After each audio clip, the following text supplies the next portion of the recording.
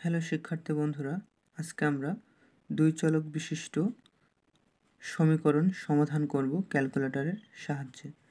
তো আমরা দেখতে পাচ্ছি দুই চলক সমীকরণ বলতে বোঝায় যে দুইটা এখানে চলক থাকবে, যেমন এক্স ওয়াই, এবং এরকম সমীকরণকে আমরা বলবো হচ্ছে দুই চলক বিশিষ্ট সমীকরণ। এখন আমরা দেখতে পাচ্ছি এই যে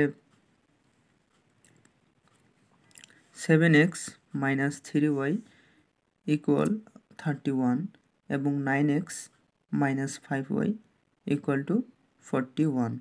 এখন এই সমস্যাগুলো সমাধান করতে গেলে আমাদের কিন্তু প্রতিস্থাপন বা অপনয়ন পদ্ধতি অবলম্বন করে এগুলোর সমাধান বের করতে হয়। তো আজকে আমরা খুব সহজেই দেখব কিভাবে একটা হচ্ছে FS 100 MS ক্যালকুলেটর দিয়ে কিভাবে এই চলকগুলোর মান বের করা যায়। তো একটা জিনিস তোমাদের খেয়াল রাখতে হবে যে দেখো, তোমরা কিন্তু এখানে দেখতে পাচ্ছ 7x - 3y ইকুয়াল টু 31। দেখো ইকুয়ালের পরে কিন্তু 31 আছে এবং নিচের সমীকরণে দেখো, এখন এখানে কিন্তু এই যে এটাকে বলা হচ্ছে তোমার ধ্রুবপদ। এই ধ্রুবপদটা কিন্তু দেখো এখানে আছে সমান সমানের, এখানে আছে সমান সমানের ডান দিকে, এখানে আবার ধ্রুবপদটি আছে সমান সমানের বাম দিকে। এখানে কি করতে হবে এটা দেখার জন্য তোমাদের ভিডিওটি শেষ পর্যন্ত দেখতে হবে। তো তার আগে আমরা দেখে নেই যে কিভাবে যখন ধ্রুবপদটা সমান সমানের ডান দিকে থাকবে তখন কিভাবে সমাধান করতে হয়। তো শুরু করা যাক। অ্যাট ফার্স্ট আমাদের একটি এরকম FX 100 MS ক্যালকুলেটর নিতে হবে। দেন তোমরা দেখতে পাচ্ছ আমি ক্যালকুলেটর কিন্তু আগেই অন করে নিয়েছি। তো অ্যাট ফার্স্ট আমাদের কি করতে হবে, এই দেখো এখানে যে মোড, এখানে আমাদের মোডে ক্লিক করতে হবে। এই মোড একবার, দুইবার, তিনবার। তোমরা তিনবার প্রেস করার পর দেখতে পাবে এখানে EQN মানে হচ্ছে ইকুয়েশন। যেহেতু ইকুয়েশন 1-এ আছে, এখন আমাদের কি 1-এ প্রেস করতে হবে। এখন দেখো এখানে কিন্তু 1 আছে, যে আমরা 1-এ প্রেস করে দেব। 1-এ প্রেস করে দেওয়ার পরে দেখতে পাচ্ছ এখানে আননোনস 2 and 3। এই কথাটির অর্থ হচ্ছে আননোনস মানে হচ্ছে অজানা কোনো কিছুর মান আমরা বের করব। এখানে 2 বলতে বোঝাচ্ছে যে দুই চলক বিশিষ্ট হচ্ছে তোমার সমীকরণের যে চলক দুইটা।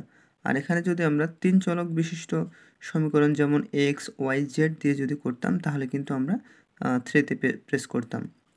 তো আমরা যেহেতু এখানে দুই চলক বিশিষ্ট সমীকরণের সমাধান করব, তাই হচ্ছে আমাদের প্রথমে কি করতে হবে, 2-এ প্রেস করতে হবে, অর্থাৎ 2 আমরা প্রেস করব। তো 2 প্রেস করার সাথে সাথে তোমরা দেখতে পাবে A1 চলে এসেছে, A1।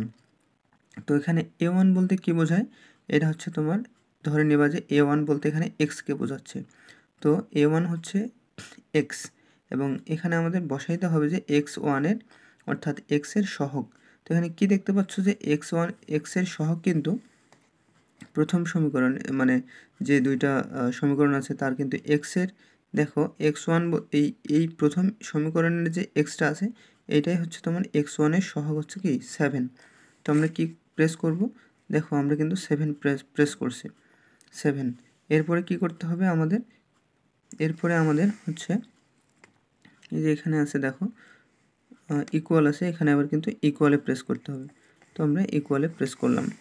তো ইকুয়ালে প্রেস করার পরে তোমরা দেখতে পাবে B1 চলে এসছে।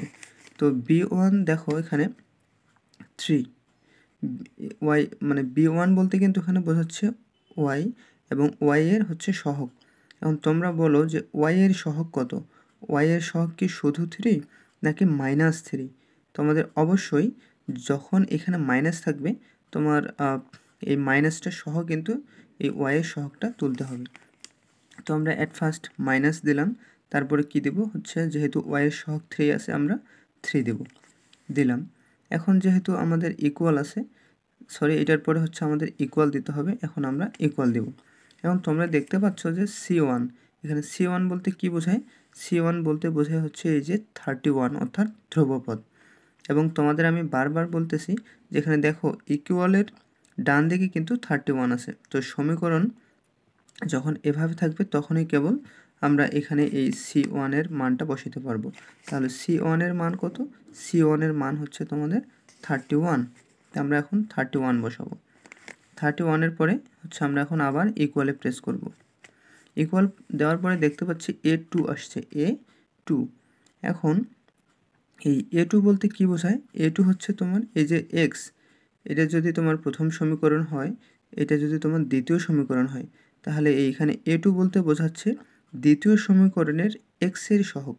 দ্বিতীয় সমীকরণের x এর সহগ কত? 9। তো আমরা এখন 9 উঠাবো ক্যালকুলেটরে, 9। এরপরে কি করতে হবে আমাদের?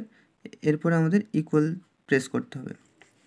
ইকুয়াল প্রেস করার পরে দেখতে পাচ্ছি যে আবার কিন্তু B2 চলে এসছে। তো B2 বলতে বোঝাচ্ছে যে দ্বিতীয় সমীকরণের y এর সহগ। y এর সহগ কত? দেখো 5। নো, শুধু 5 নয়, এখানে কিন্তু সামনে একটা মাইনাস আছে। যেহেতু মাইনাস আছে সেহেতু আমরা -5 সহ তুলব। তো দেখা যাক -5। এখন আমরা কি করব? আবার ইকুয়াল প্রেস করব। ইকুয়াল, দেখতে পাচ্ছ এখানে কিন্তু C2 চলে আসছে। তো C2 বলতে কি বোঝায়? C2 বলতে হচ্ছে এই সমান সমানের ডান দিকে যে ধ্রুবপদটি থাকবে সেটির মান। এখানে কিন্তু দেখতে পাচ্ছি যে 41। আমরা এখন আবার 41 বসাবো। এরপরে আমাদের কি কাজ? এরপরে হচ্ছে আমাদের ইকুয়ালে প্রেস করতে হবে। আবার ইকুয়াল দিলাম। দেখো x এর মান চলে আসছে কিন্তু 4। x এর মান চলে আসছে 4। তো আমরা এখানে 4 লিখে নিই। x এর মান চলে আসছে 4। এখন দেখো আমরা যদি আবার ইকুয়াল প্রেস করি, তাহলে দেখো y এর মান চলে আসছে কিন্তু -1। তোমরা দেখতে পাচ্ছ নিশ্চয়ই y এর মান চলে আসছে -1। তো আমরা এখন আবার এখানে লিখি -1। তো কিভাবে সমাধান করতে হয় তোমাদের একটু আবার বলি। দেখো তোমরা যদি এখন এই ইকুয়ালে প্রেস করো তাহলে A1 আসবে। দেখো A1 এর মান কিন্তু অর্থাৎ প্রথম সমীকরণের x এর সহগ কিন্তু দেখো 7। তুমি ইকুয়ালে প্রেস করবে এবং দেখতে পাবে কিন্তু। তারপর দেখো প্রথম সমীকরণের y এর সহগ কিন্তু দেখো -3। দেখো উঠে আসে, এই যে দেখো -3। তোমরা যদি আবার ইকুয়ালে প্রেস করো দেখতে পাবে 31। দেখো আমি ইকুয়ালে প্রেস করলাম, 31 দেখতে পেলাম। আবার যদি আমি ইকুয়ালে প্রেস করি তাহলে কিন্তু আমরা হচ্ছে 9 দেখতে পাবো। আমি যদি আবার ইকুয়ালে প্রেস করি তাহলে কিন্তু -5 দেখতে পাবো। দেখো আমি এখানে এই ইকুয়ালে প্রেস করতেছি, দেখো -5 চলে আসছে। আমি যদি আবার ইকুয়ালে প্রেস করি তো আমরা 41 দেখতে পাবো। এবং আমি আবার যদি হচ্ছে ইকুয়ালে প্রেস করি তাহলে x এর মান পাবা, দেখো 4।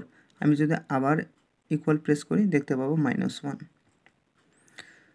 তো এই হলো আমার প্রথম যে দুইটা সমীকরণ দেওয়া আছে, এই সমীকরণ দুইটার সমাধান, x = 4, y = -1। এখন এই সমাধান বলতে আসলে কী বোঝায়?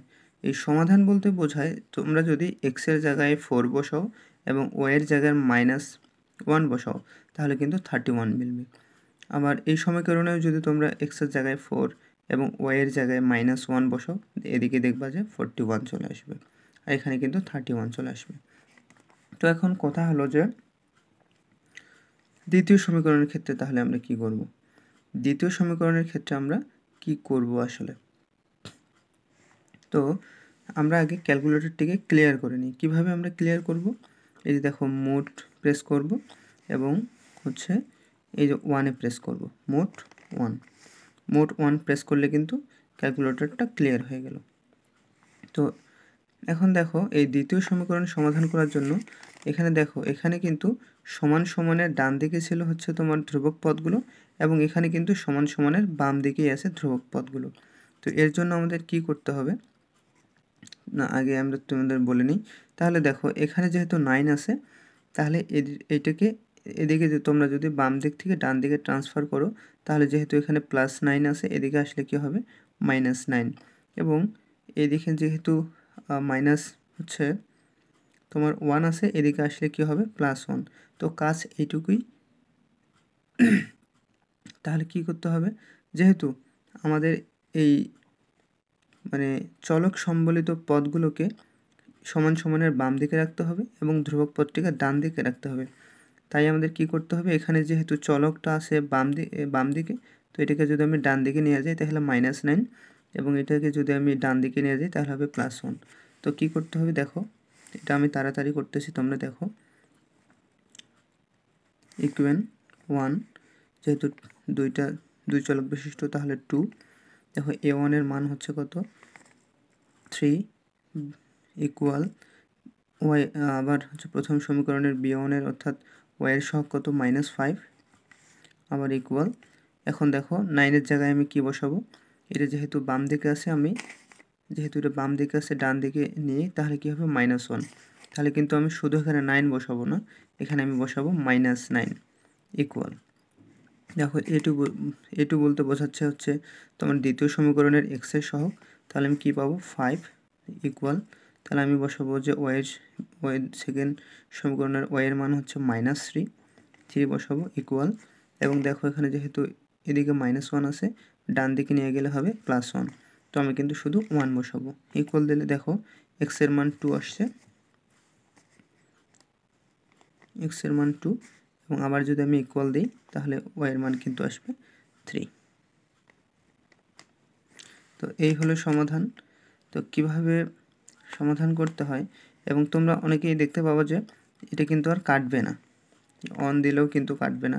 তো কি করতে হবে, আমাদের মোটে প্রেস করতে হবে, দেন যেহেতু COMP অর্থাৎ এটা হচ্ছে তোমার, আমি এখানে ক্লিয়ার করব, তাহলে কি করব 1 দিব, 1 দিলে কিন্তু ক্লিয়ার হয়ে যাবে। তাহলে কিভাবে সমাধান করতে হয় আশা করি তোমরা বুঝতে পারছো। এরকম আমি আরও নতুন নতুন অনেক ভিডিও দেব, তোমরা দেখতে পারো। ধন্যবাদ।